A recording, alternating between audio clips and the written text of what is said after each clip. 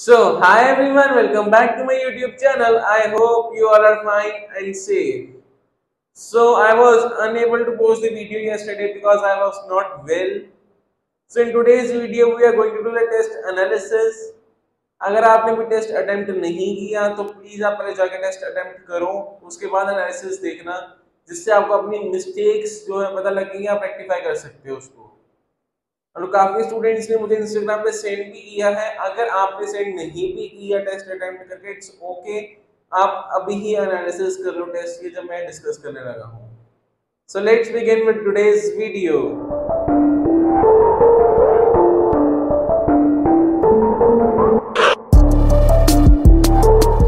So the test was of 20 marks, 45 minutes. Section A, objective type questions.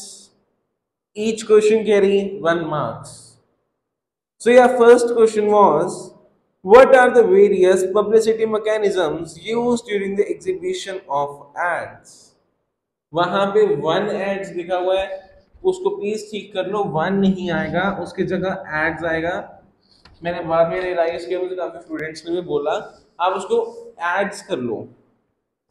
What are the various publicity mechanisms used during ads? Number 1 is direct mail. Number 2 is newspaper. Number 3 is cross promotion. Number 4 is merchandise. आप कुछ भी लिख सकते थे इसमें, it's open ended question. So second question is, give an example of merchandise advertising. Merchandise advertising की इसमें हमने एग्जांपल दे दी थी, आप लोगों ने कैसे एग्जांपल देनी है? You can quote the example of BlackBerry also, कि ब्लैकबेरी से जब भी हम एक शर्ट परचेज करते हैं, if we purchase a shirt from BlackBerry, BlackBerry की जो ये शर्ट होती है उसके यहाँ पे लोगो होता है। जैसे आप स्कूल की शर्ट परचेज करते, स्कूल की शर्ट पे लोगो होता है इस साइड पे, वैसे ही ब्लैकबेरी की शर्ट पे भी लोगो होता है। You can go to the example of merchandise advertising is that. So a third question is, what is mass communication? Mass communication is the process of exchange of information with a large number of people at same time. इसमें जो आपके keywords आने थे, main जो आपके keywords रहने थे, keywords वो रहने थे, number 1 large number of people,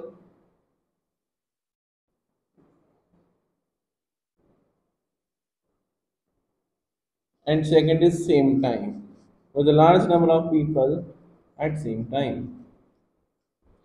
Mass communication refers to the exchange of information with a large number of people at same time.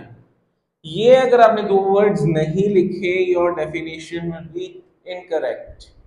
अगर आपने जो मैं बोल रहा हूँ वो डेफिनेशन नहीं लिखी, बट अपने वर्ड्स में ये जो दो कीवर्ड्स हैं इंक्लूड किए, आपकी डेफिनेशन ठीक होगी, कोई कट नहीं कर सकता। नेक्स्ट चार, इसमें भी एक करेक्शन है। What are the advantages of radio broadcasting over other media?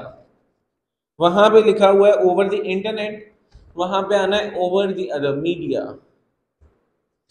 सो यहाँ पे हमारे एडवांटेजेस आ जाएंगे रेडियो ब्रॉडकास्टिंग के। That will be number 1, deliver quickly message to large number of people.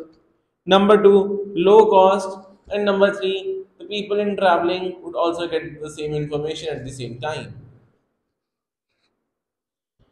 ये करेक्शंस जो हैं, ये जो क्वेश्चंस बेसिकली हैं, ये आपके सीबीएसई के एग्जामिनेशंस में से उठाए गए हैं।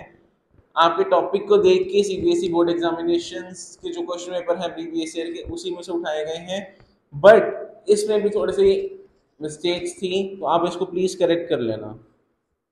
Next is, what is cross promotion? Cross promotion की जो वैसे सबसे इजी जो डेफिनेशन है वो हमारी बुक में ऑलरेडी गिवन है, मैंने अपने नोट्स में भी करवाई है। Cross promotion refers to the specific marketing technique wherein two or more business firms team up together to promote each other. Wherein two or more business firms team up together to promote each other. What are the reasons behind the detrimental impacts of newspaper as a medium of advertising? What is detrimental? यहाँ पे बच्चों को confusion detrimental ही लगा है। Detrimental क्या होता है? Detrimental is a synonym of negative. अगर आपको बोर्ड एग्जाम में कुछ ऐसा डाउटफुल सा वर्ड आ जाए ना, what you have to attempt, for example आपका क्वेश्चन नंबर है 5। अब यहाँ पे जो मेरा 5th क्वेश्चन है, यहाँ पे मेरा आ रहा है what are the reasons behind the detrimental impacts of newspaper as a medium of advertising. अगर आपको डेट्रीमेंटल का मतलब नहीं पता चल रहा, फॉर एग्जाम्पल, बट आपको इतना जरूर क्लियर हो रहा है कि यस उसने किसी इम्पैक्ट की बात की गई है। इम्पैक्ट से तो हमारी ये चीज क्लियर होती है कि आइदर वो पॉजिटिव में बात कर रहा है कि आइदर वो नेगेटिव में बात कर रहा है। इतनी हमारी चीज क्लियर होती है। ऑफलाइन स्टूडेंट्स आप ये चीज समझ लो प्लीज, इतनी तो हमारी चीजें क्लियर हो रही है कि क्या वो पॉजिटिव में बात कर रहा है या नेगेटिव में बात कर रहा है। अब हमने क्या करना है, जब हम अपना मेन पेपर अटेम्प्ट कर रहे हैं तो हम ज्यादा, अगर हमें लग रहा है कि हमारे पास सपोज 50% चांसेस हैं कि पॉजिटिव है, 50% है नेगेटिव है, तो you should go either from one, या तो पूरा पॉजिटिव में ले जाओ या पूरा नेगेटिव में ले जाओ। बट ये चीज का आपने ध्यान जरूर रखना है कि आपने suppose let me clear this thing. Suppose this is your board examination. This is your board examination. यहां पे आपने अटेम्प्ट करना है क्वेश्चन नंबर 5। अब आपको क्वेश्चन नंबर 5 का मतलब पता नहीं चल रहा, डेट्रीमेंटल का मतलब क्या है। क्या डेट्रीमेंटल पॉजिटिव साइड में जा रहा है, क्या डेट्रीमेंटल नेगेटिव इंपैक्ट कर रहा है, क्या दर्शा रहा है हमें, क्या वो पॉजिटिव चीज दर्शा रहा है या नेगेटिव दर्शा रहा है। अब आपने क्या करना है, यहां पे जब अटेम्प्ट कर रहे हो गो विद आइदर ऑप्शन, दोनों में से कोई एक ऑप्शन ले लो। यहां पे सपोज मैं पॉजिटिव में कर रहा हूं, बट अब जो एक्चुअल मीनिंग है क्वेश्चन का पॉजिटिव में नहीं है, लेकिन आपको रियलाइज नहीं हो रहा कि पॉजिटिव में नहीं है, आपने यहाँ पॉजिटिव कर दिया। When we go to the back of the paper, जब हमारा पेपर खत्म हो जाता है, यहाँ पे फिर से डालो हेडिंग क्वेश्चन नंबर 5, यहाँ नेगेटिव कर दो, कोई इसका प्रॉब्लम नहीं है। सपोज अगर आपका यहाँ पे गलत हो रहा है क्वेश्चन, वहां पे आपने नेगेटिव ठीक लिखे, आपको यहाँ मार्क्स मिल जाएंगे। ऐसा नहीं होता कि आपने जहां अटेम्प्ट किया है वहीं पे आपको मार्क्स मिलेंगे, लेकिन जहां आपका ठीक हुआ वहां आपको मार्क्स मिल जाएंगे। वो किस लिए होता है, कई बार एग्जामिनर को लगता है कि बच्चे ने गलती से अटेम्प्ट कर दिया है। सो स्मार्ट वर्क करो हार्ड वर्क की जगह। सुनने यही हमारा क्वेश्चन चल रहा था, what are the reasons behind detrimental impacts of a newspaper as a medium of advertising. इसमें आपने नेगेटिव इंपैक्ट्स की बात करनी है, you have to talk about negative. Negative हमारे पास क्या आता है, number 1 low production quality, number 2 short life span,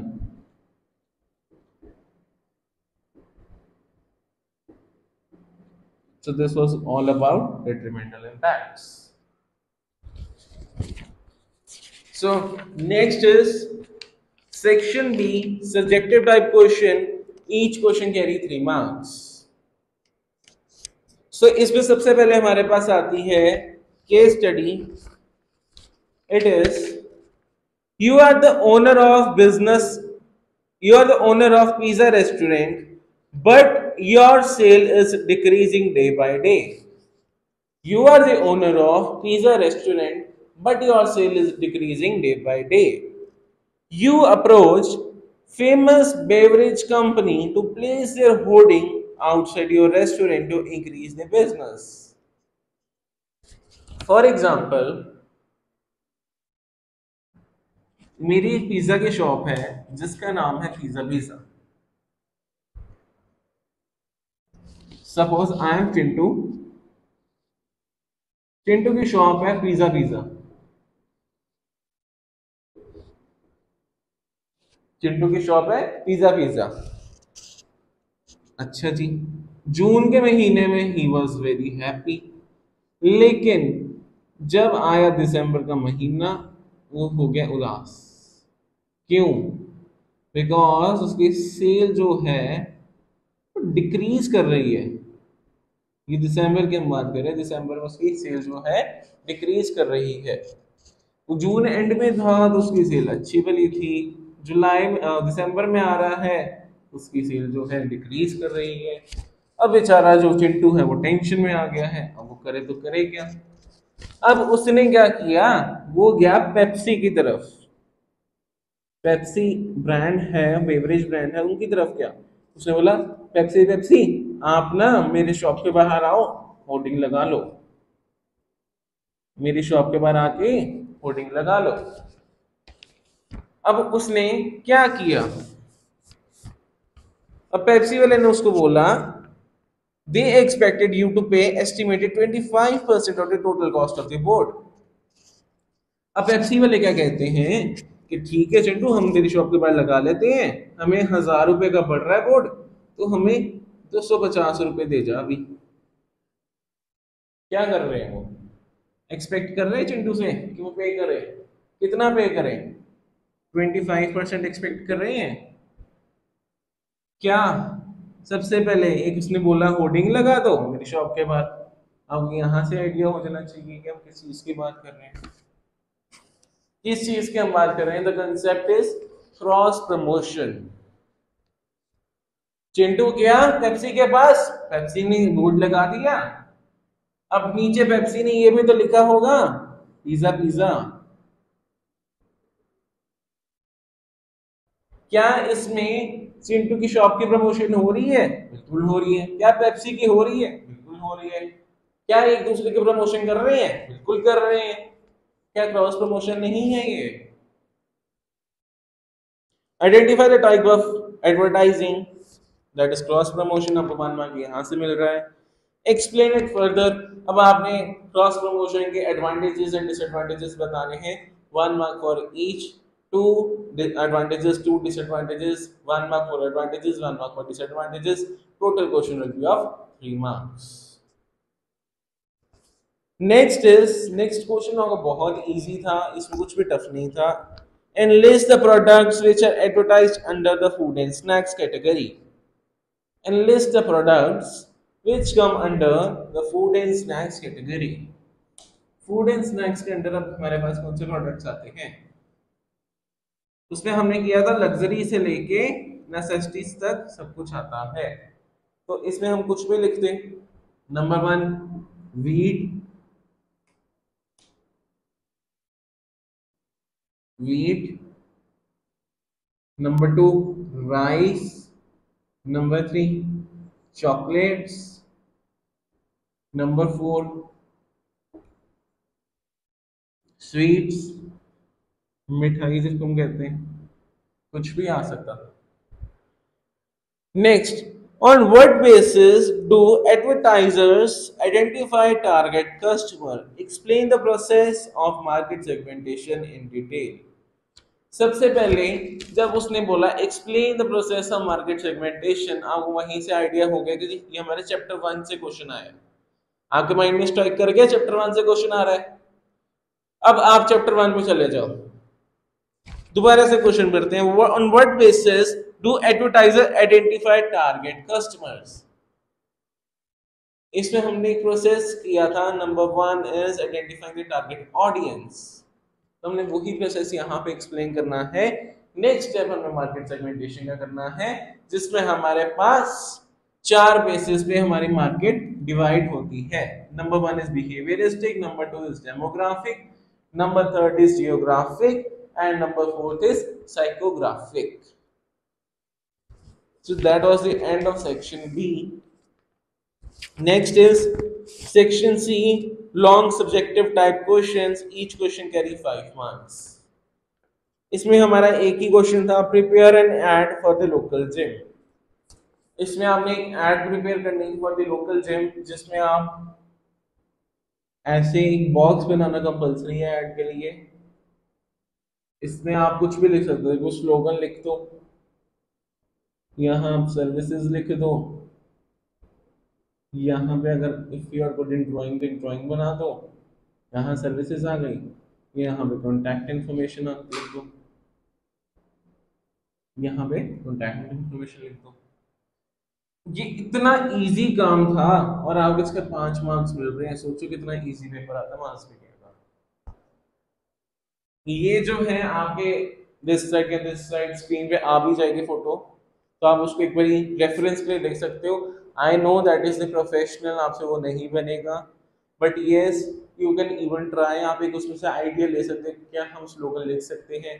यहाँ पे स्लोगन में से हेल्थ के रिलेटेड ही कुछ आएगा, फिजिकल एक्टिविटी से रिलेटेड ही कुछ आएगा, you can take idea from that. So this was your test analysis. Calculate your score, please. So I hope आपने calculate कर ली होगी अपनी scores को. If you got 0 from 10, there is lack of concepts. अगर आप 0 से 10 के बीच में मार्क्स आ रहे हैं, there is lack of concept. You have to focus on your concept. अगर आपके 11 to 15 में आ रहे हैं, there is a need for little more hard work, आप कर सकते हो। कर तो 0 to 10 वाले भी सकते हैं, लेकिन उन्होंने ध्यान से अटेंशन के साथ क्लासेस को अटेंड नहीं किया। दिस मीन्स अगर आपने ध्यान से क्लासेस को अटेंड किया होता तो आपके स्कोर नहीं आते, या फिर आपने प्रिपरेशन नहीं की टेस्ट की। तो please be serious, this is your board class. यही एक ईयर है जिसमें आपने मेहनत करनी है और अच्छे डीएमसी पे मार्क्स लेके आने हैं। और टारगेट इज 100 ऑन 100। हमने 100 से कम बात करनी ही नहीं है, हमें 100 में से 100 लेके आने। तो 100 में से 100 लाने के लिए हमें साल भर मेहनत करनी पड़ेगी।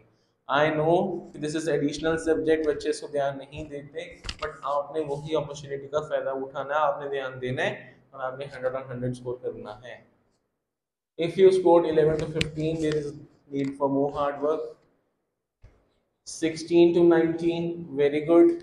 Still need to work on the mistakes. जो आपके मिस्टेक्स आई हैं आप उसको आइडेंटिफाई करो, और जो मैंने आंसर के आपके साथ शेयर किए आप उसके साथ मैच करो कि मैं कहाँ पे लैग कर रहा हूँ, कौन सा कीवर्ड मैंने नहीं लिखा। अगर आपके 20 है मार्क्स, 20 on 20 है, excellent, you are doing amazing, but please don't be over confident. आपने ओवर कॉन्फिडेंट नहीं होना। अगर आप ओवर कॉन्फिडेंट हो जाओगे तो डेफिनेटली आप अगले टेस्ट में स्कोर नहीं कर पाओगे। So please don't be over confident.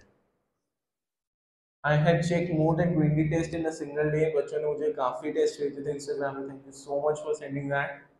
And you can join my Telegram group for the notes and the announcements. The link is in description box. Thank you so much for watching the video. If you like, please like the video and subscribe to my channel. Comment below how was the video and subscribe to my channel. Thank you so much.